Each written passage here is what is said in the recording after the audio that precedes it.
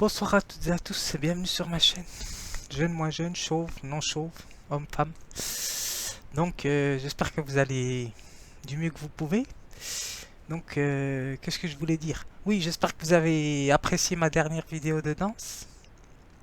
Donc moi j'ai beaucoup apprécié.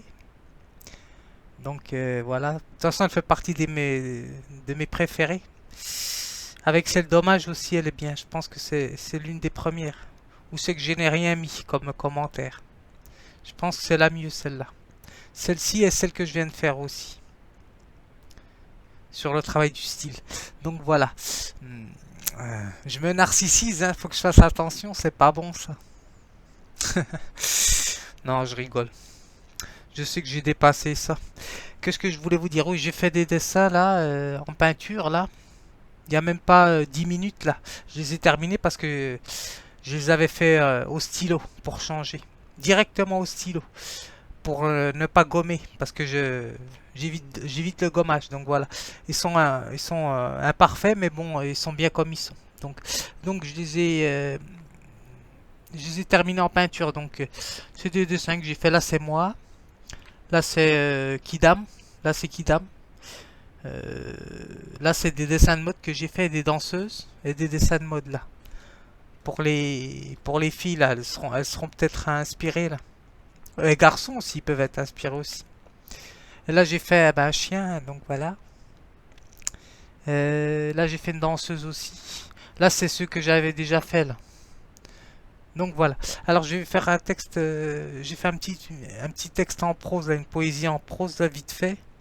Je me suis inspiré parce que je lis un petit peu, bien sûr. Donc ça part. Je vais parler aujourd'hui de. Ouais, je vais mettre le. Même si c'est pas vraiment approfondi, pas du tout. Mais c'est un texte, on va dire, poétique. Donc vous pouvez retrouver beaucoup de choses dedans. On va dire poétique et philosophico-poétique. Donc voilà. Alors je vais vous lire mon texte et puis ça ira. Je parle de la durée. Alors je vais mettre le concept de Descartes déjà dès le départ, à partir du concept de Descartes, clair et distinct. Donc voilà. Pour séparer la durée et le temps, c'est pas la même chose. Donc bien sûr, Bergson nous en parle. Donc ça c'est sûr que c'est lui qui a mis la notion, qui a mis l'appui sur la notion de durée. Donc voilà, la durée ça n'a rien à voir avec le temps. La durée c'est un temps, la durée c'est une notion subjective. Donc voilà, et psychologique. Donc on la doit à Bergson, Henri Bergson. Alors et il l'a différencié avec le temps. Donc voilà, le temps ça n'a rien à voir, c'est la mesure de l'horloge, donc le temps. Donc voilà. Alors moi j'ai fait un petit texte à partir de là, à partir de ça je me suis inspiré vite fait. Je vais vous lire la définition vite fait en philosophie, là, ce qu'il dit sur le temps.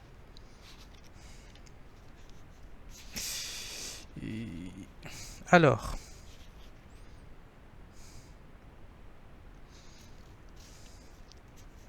le temps, mesure de la durée. Le temps intervalle objectif mesuré par les horloges, voilà, se distingue de la durée vécue, Bergson, ou de la temporalité, ou conscience du temps, Husserl, ouais voilà, aussi le philosophe Husserl. On va dire c'est la conscience en soi, on va dire la durée, la prise de conscience. Et le temps c'est le moi objectif. Enfin, j'ai fait un texte à partir de ça, je vais vous lire. Je vous donne pas la définition sur le dictionnaire Robert, elle m'intéresse pas. Donc voilà, elle n'est pas précise. C'est comme quand il parle de l'angoisse aussi et de l'anxiété dans le dictionnaire Robert. Ils mettent ensemble l'anxiété et l'angoisse. Ça n'a rien à voir. L'angoisse, c'est quelque chose qu'on ne... Enfin, c'est vrai que c'est pas de la philosophie. Au niveau de la philosophie, l'angoisse, c'est, c'est ce qui est, on va dire, c'est ce qui est inconnu, l'angoisse. Donc voilà, c'est ce qu'on ne connaît pas. Donc c'est la peur d'avoir peur. Comme disait, je reprends ce que j'avais écouté une fois sur je sais plus quelle émission. Donc il parlait de Jean Kelevitz. Donc voilà, c'est la peur d'avoir peur. Il disait donc ouais, c'est ça en fait. On va dire c'est une peur irréfléchie, irraisonnée, l'angoisse. Alors l'anxiété on va dire c'est une, ça sous-tend à une inquiétude, on va dire. Donc l'anxiété, sans anxiété, il n'y a pas de création. Donc voilà. Euh, Et sans la mort, il n'y a pas de création, de toute façon, comme disait l'écrivain que tout le monde connaît. Alors, ce que je voulais dire aussi, pour pas que je me mélange les pinceaux, euh, oui, voilà. Donc, je vais parler de la durée. Donc, alors, je vais vous les remonter rapidement. Alors, euh, avant de le dire, j'ai mis, là, j'ai juste rajouté la durée. La durée se mesure à l'effort et le temps à l'usure. Voilà. Ouais, la durée se mesure à l'effort et le temps se mesure à l'usure. Alors, la durée, entre parenthèses, j'ai mis à l'intérieur de. La durée, contrairement au temps, aiguise nos sens. Elle répond à notre horloge interne, euh, nous indiquant notre réalité subjective. Seule la personne se réconcilie avec sa patience, une sorte de quiétude, tranquillité, ou se remémorer, où elle se remémore, ses expériences passées, ou son impatience mise à l'épreuve par un état d'angoisse ou de peur. Donc j'ai mis l'angoisse, c'est inconnu, peur d'avoir peur, donc irraisonné, irrationnel. Donc, tandis que la peur est liée à un objet précis, donc ça n'a rien à voir. Alors, quant au temps, ce qui est en dehors, donc voilà, lui nous donne accès à une horloge externe. Votre montre, donc voilà, ou celle du portable ou du portable, ordinateur. Alors, le temps, il nous est plus familier, plus rassurant car il est avant tout la mesure artificielle de la vie, mais nécessaire pour un moi social, j'ai mis. Ben oui, nous en avons besoin. La durée nous ancre dans le moment présent. Ainsi, le temps nous promet un devenir, c'est-à-dire ce qui n'est pas encore créé, qui reste à faire. Alors à faire, j'ai fait un jeu de mots, hein, bien sûr. Hein. J'ai mis à faire A2FAIRE. Et je vais mettre l'autre aussi à faire, A accent circonflexe, FAIRE. Donc voilà. Alors la conclusion, c'est que la force se situe dans l'équilibre. Donc voilà. La force, on va dire l'équilibre psychologique et physique.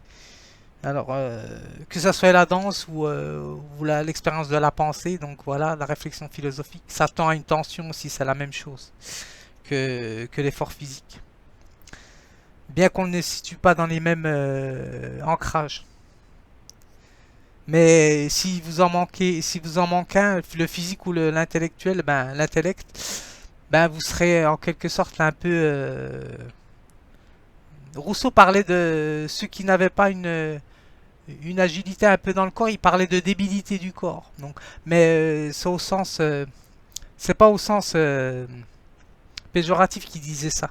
C'était de manière à vulgariser les notions philosophiques qui parlaient de ça dans l'Émile, Rousseau. Parce qu'il disait qu'il fallait les deux. Il fallait l'intellect et l'intelligence physique du corps.